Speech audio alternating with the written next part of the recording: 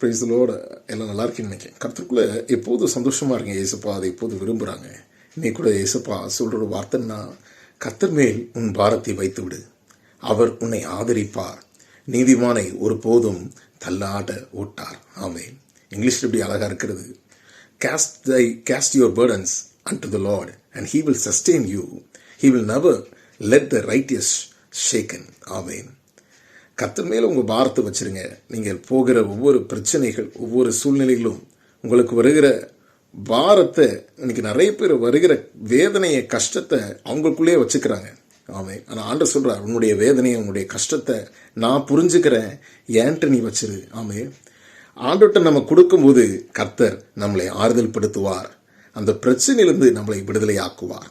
அதான் சொல்கிறார், நீதிமானை ஒருபோதும் தள்ளாட விட மாட்டார். ஆமென். He will not make you shaken. உங்களை அசைய விட மாட்டார். இந்த பிரச்சனையை உங்களை அசைக்காது. ஆமென். அந்த கவலை உங்களை அசைக்காது, அந்த வியாதி உங்களை அசைக்காது. ஆமென். சங்கீதா, உங்களுக்கு வருகிற பிரச்சனையை கர்த்தர் அறிகிறார். ஆமென். உங்களுக்கு வருகிற சூழ்நிலையை அவர் அறிகிறார், உங்களுடைய உபத்திரங்களை அறிகிறார். அவர் மேலே பாரத்தை வச்சிருங்க. கர்த்தர் உங்களை ஆதரிக்கிறார், கர்த்தர் உங்களை தேற்றுகிறார். இந்த நேரத்தில் யார் யார் கர்த்தர் மேலே பாரத்தை வைக்கிறோம், கர்த்தர் உங்களை ஆறுதல் படுத்துகிறார். ஆமென். மீனாக்கா, கர்த்தர் உங்களை ஆறுதல் படுத்துகிறார். ஆமென். உங்களுடைய சூழ்நிலைகளை அறிகிறார். அதனால் கர்த்தர் மேலே பாரத்தை வைப்போம். கர்த்தர் உங்களை ஆதரிக்கிறார், உங்களை தேற்றுகிறார், உங்களை கல்லாட விட மாட்டார். ஆமென். உங்களுக்கு வருகிற பாடுகள், உபத்திரங்களை ஏசப்பட்டு சொல்லுங்கள். ஏசப்பா உங்களை ஆறுதல் படுத்துவார். God bless you.